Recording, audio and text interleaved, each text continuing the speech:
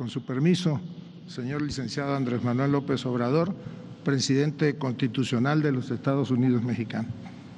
Doctora Beatriz Gutiérrez Müller, doctora Claudia Sheinbaum Pardo, jefa de gobierno de la Ciudad de México, maestro Alejandro Murat Hinojosa, gobernador constitucional del Estado de Oaxaca, licenciada Consuelo Santiago García, presidenta municipal de San Pablo de Guelatao, Oaxaca. Saludo respetuosamente, con afecto, al señor embajador de Francia en nuestro país, excelentísimo Jean-Pierre Basadouirán. Saludo también al señor embajador de los Estados Unidos de América en nuestro país, Ken Salazar, al señor embajador de la República de Cuba en nuestro país, excelentísimo don Marco Fermín Rodríguez Costa.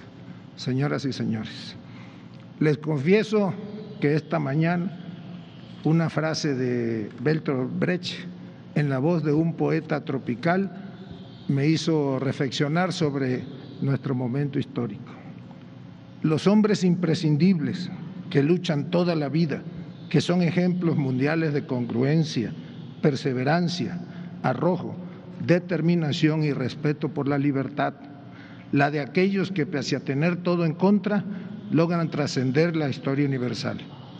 La historia de seres excepcionales que transformaron a una nación armados de una increíble visión, de una inquebrantable honradez y de la incansable convicción de luchar siempre por las causas más nobles. Ciertamente, la historia de nuestro gran país no ha estado desprovista de la existencia de dichos seres y, sin duda, el nombre de Benito Pablo Juárez García brilla entre todos ellos. Al nombrarlo, como dijera el excelso poeta veracruzano Rubén Bonifaz Nuño, se nombran territorios, mares, aires, torrentes, montañas con nubes, nombramos hombres y mujeres. En su nombre agrupamos nuestras casas, nuestros talleres, nuestros campos, nombramos, al nombrarlo, las mañanas y los fértiles días y las noches, y decimos pasado justo y futuro y presente. La historia y herencia política de Benito Juárez es parte de la memoria colectiva de todos los mexicanos.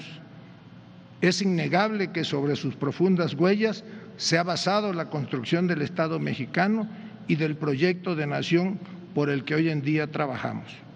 Todos conocemos la historia de los primeros años, la del indígena zapoteca huérfano desde la temprana niñez, que padeció de racismo y discriminación, alejado de cualquier esbozo de civilización, en un país desordenado en donde reinaba el analfabetismo, controlado por terribles poderes fácticos, y que, pese a todo ese universo desfavorable, llegó a convertirse en el presidente transformador de una nación, artífice de la revolución liberal y restaurador de la República. Claro que tenía razón el historiador Héctor Pérez Martínez cuando señalaba que su vida fue una sucesión de accidentes presididos por la esperanza. Frente al destino irremediable, frente al dolor, cuando nadie aguardaba sino el caos y la derrota, su instinto y visión lo llevaron a tomar esa actitud, no por estoica fatalista, sino porque su espera estaba llena de fe. Tuvo conciencia de su destino, porque además este era el de la ley. Entiendo que en este tipo de casos todas las síntesis suenan injustas. Son ocasiones en que las palabras no alcanzan a dimensionar la grandeza de sus logros.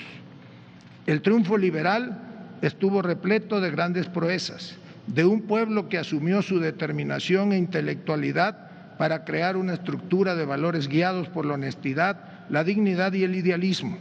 Derrocaron a un dictador megalómano, se enfrentaron a los tres mayores imperios coloniales de la historia y vencieron al entonces considerado el ejército más poderoso del mundo. Y aun cuando las invasiones no son fáciles de olvidar y son injustificables, deben México y todos los países del mundo buscar permanentemente la reconciliación. Por ello, hoy agradecemos de manera muy especial al Gobierno de la República Francesa que nos haya enviado un sable que será exhibido en el recinto Juárez. Esta arma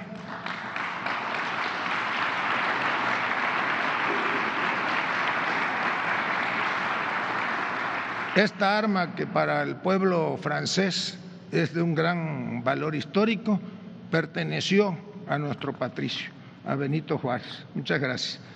Asimismo,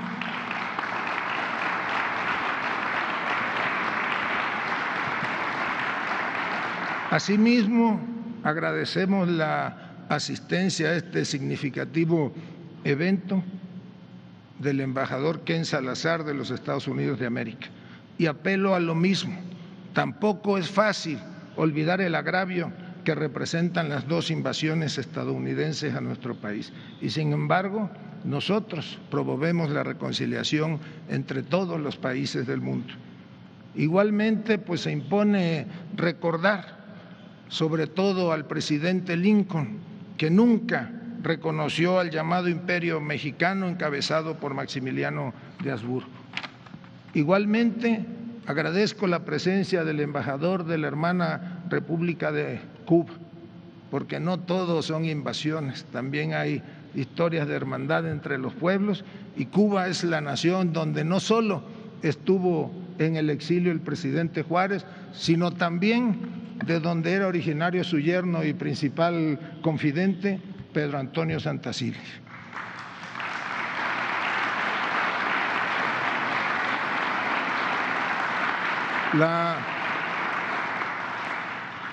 La historia de las épocas de Juárez también fue una historia de traiciones, de asesinatos, de servilismos y de resistencia al cambio.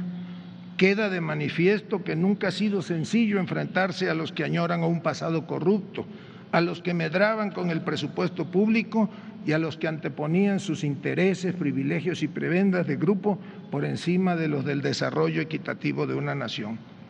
Juárez intentó privilegiar la reconciliación nacional, aun cuando las fuerzas conservadoras no cesaban en su intento por desestabilizar a su gobierno. Durante su mandato tuvo que enfrentar a propios y extraños, luchar contra todos los grupos nacionales conservadores que se aferraban a mantener los privilegios heredados desde la colonia, así como a potencias extranjeras que se negaban a permitir el progreso del país.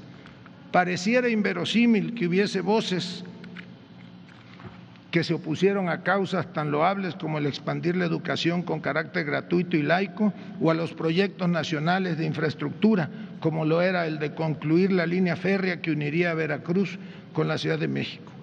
Pese a todo ello, Benito Juárez peleó incansablemente y logró terminar con inercias y cotos de poder históricos que mantenían al pueblo de México reprimido y al margen de una vida justa y digna. Nunca se cansó de luchar, siempre con congruencia tanto en su vida pública como en la privada. Luchó como ninguno por un gobierno republicano porque sabía que el federalismo era un paradigma desde el cual podía organizarse nuestra república y con el que se podían erradicar las monarquías, los gobiernos centralistas, el despotismo, las tiranías, oligarquías, plutocracias, dictaduras y demás formas de opresión que había padecido el pueblo mexicano. La segunda transformación de México que Juárez impulsó no solamente se trató de crear instituciones y leyes para cimentar los caminos de la vida pública del país. Su lucha también estuvo acompañada de una revolución cultural que buscó suprimir la intolerancia, discriminación y división social, y pudo demostrar que los privilegios de pocos se pueden derrumbar para dar paso a un Estado que busque la justicia y bienestar general para su pueblo. Citando a nuestro gran Alfonso Reyes, por primera vez una conciencia hizo tabla rasa de los hechos amontonados por la casualidad y comenzó a reedificarlo todo con un plan seguro, con un propósito inquebrantable. Ahora ya no es la naturaleza ciega, ahora es la inteligencia humana. De la frente de Benito Juárez salta la imagen alada de la República. No es extraño por lo mismo que su figura sea un referente constante, una inspiración perseverante en la cuarta transformación que hoy encabeza nuestro presidente Andrés Manuel López Obrador. A 150 años de su muerte, recordamos a un héroe nacional por el cual, sin su herencia política, no podríamos construir la nueva historia del México contemporáneo. Benito Juárez creó un legado indestructible que hoy es un pilar inamovible del nuevo proceso transformador por el que día a día trabajamos en el Gobierno de México.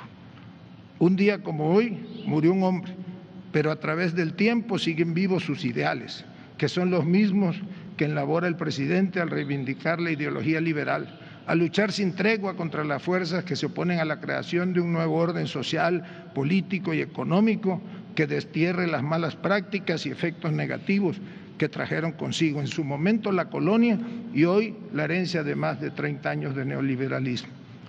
No faltaron en esos años las mentes superficiales que intentaron trivializar la obra de Juárez, pero como advirtió Justo Sierra, nadie podrá arrancar tu nombre del alma del pueblo ni remover tus huesos en su sepulcro. Para llegar a ello será necesario antes hacer pedazos la sagrada bandera de la República que te envuelve y te guarda. Seguiremos, señor presidente, luchando por mantener vivos estos ideales y por protegerlos de las fuerzas del retroceso democrático. Seguiremos trabajando con todo el compromiso y sin descanso por la revolución de las conciencias para que las mexicanas y mexicanos cuestionen y actúen para cambiar las condiciones y estructuras que opriman y castigan a los que menos tienen, a quienes históricamente se les ha negado la dignidad y bienestar que merecen. La historia de la humanidad puede ser descrita como una lucha entre el progreso humanista y el retroceso conservador que busca mantener a toda costa los beneficios y privilegios de unos pocos. Hoy, el movimiento histórico de la Cuarta Transformación nos impulsa hacia el lado correcto de la historia, en donde se piensa primero en el bienestar de los que menos tienen para construir una sociedad que pueda caminar junta hacia un nuevo orden social más humano. Ahora nuestra gran nación se mueve con una enorme fuerza que tiene detrás el impulso imparable de millones de mexicanas y mexicanos que votaron y siguen votando por la transformación de la vida pública nacional. Juntos, con unidad y reconciliación, lograremos consolidar este proceso y continuar construyendo los cimientos de una nueva historia para México, porque la transformación por la que luchamos no tiene vuelta atrás. Estoy seguro que el legado de la transformación que usted encabeza soportará las nieves del tiempo y será tan indestructible como la de nuestro presidente reformador.